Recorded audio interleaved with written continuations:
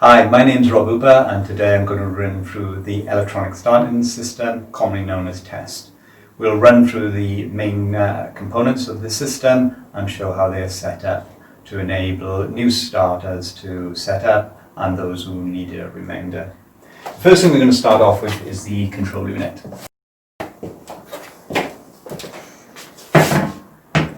The control unit will come with the aerial in the side. On one side you will find the charge socket, and on the opposite side you will find the aerial ferrule.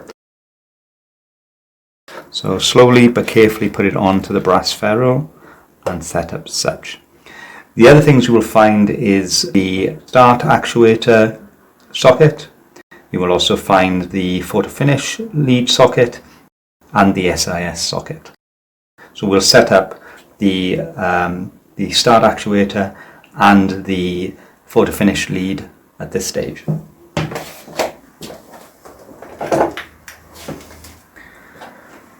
Start actuator will be a 5-pin plug, and just make sure you've got the orientation correct and should slide into the side.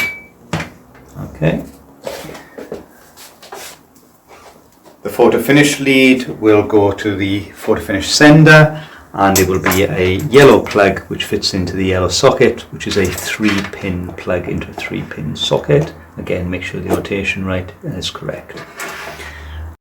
At this stage you can do a quick test of the actuator by switching the power on the control unit and ensuring that the switch for bang or bleep is set to bang. You will find also that the battery good light will come up showing that it's been charged, and it's a simple press of the switch on the start actuator. So that is good. Once we've set up the control unit, the next thing we're going to set up is the PA and link box system, which links the control unit into the PA system. So the large PA speakers, which there will be 2 of, we're going to just concentrate on setup 1 in this session. On the back you will see all the phono sockets and the power button and the adjustment dials. So the second thing you need will be the link box. The link box will come with a lead inside if packed correctly, and inside you will see a power level knob, which I'll set to about 3/4 where it is at the moment, power button and a flash on off button, which doesn't really matter, but I'll leave it in that position at this moment. There is a white socket on the one side, which the lead, which is a 3-pin plug, will fit in to the side of the link unit. On the other side, for your information, is the charge socket. This I will fit on top of the unit, making sure the handle is up, and that tends to be the position we use. So the 3.5mm plug goes into 3.5mm phono socket as such, and it goes in the audio in. At this stage it's worth to look at where all the dials are. Ensure that most of the dials are set to off. The volume dial should be set just up a few degrees, and the auxiliary should be set fully on. Once that's set up, turn on the PA, turn on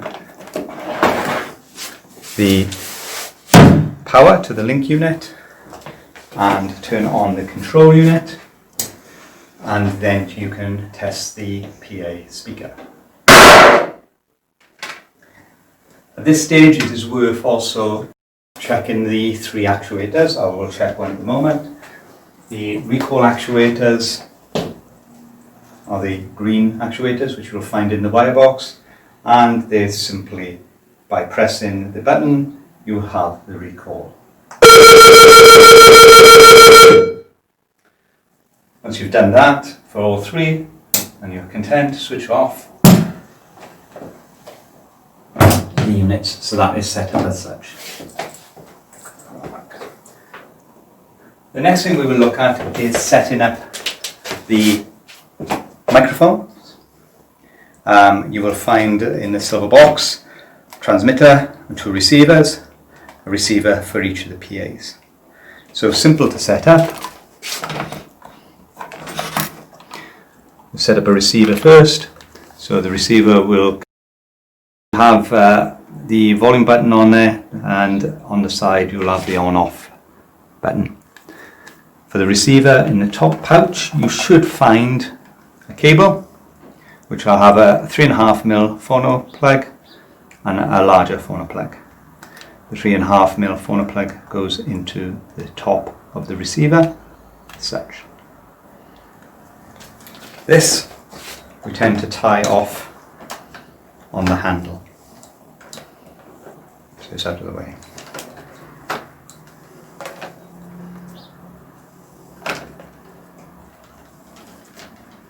And it will remain there.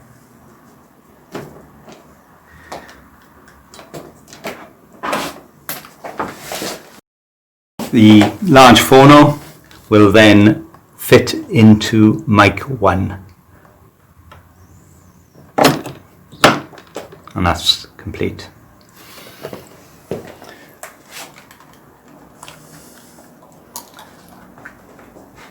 For the receiver, do the same process for both PAs.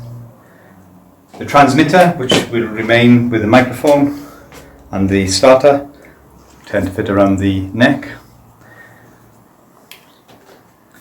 The 3.5mm phono must sit into the top of the transmitter.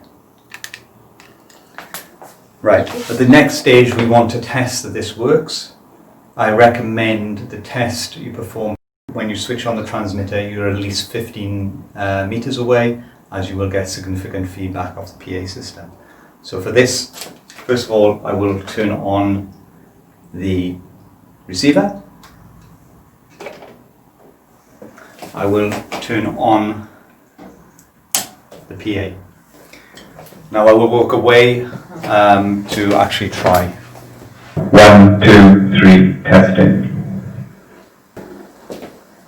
So once you've done that, you have now set up the microphone through the PA, and you've set up the control unit through the PA. Again, once you've done that, make sure everything is switched off.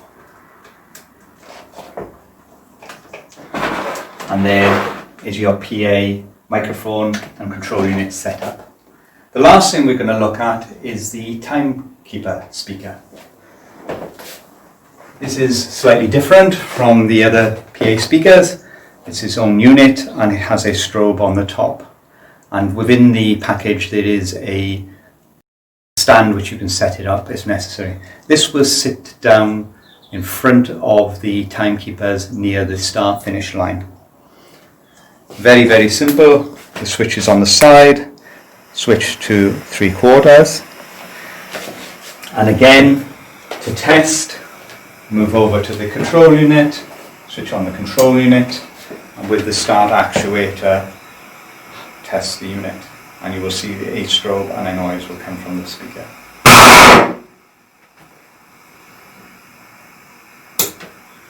When finished, as with everything, switch off to save the battery. That is the setup. What I do say is that you must remember to put the cables and the aerials and stuff back in the way you found it, in order that when the next person comes along, that the setup is easy for that starter. And thank you.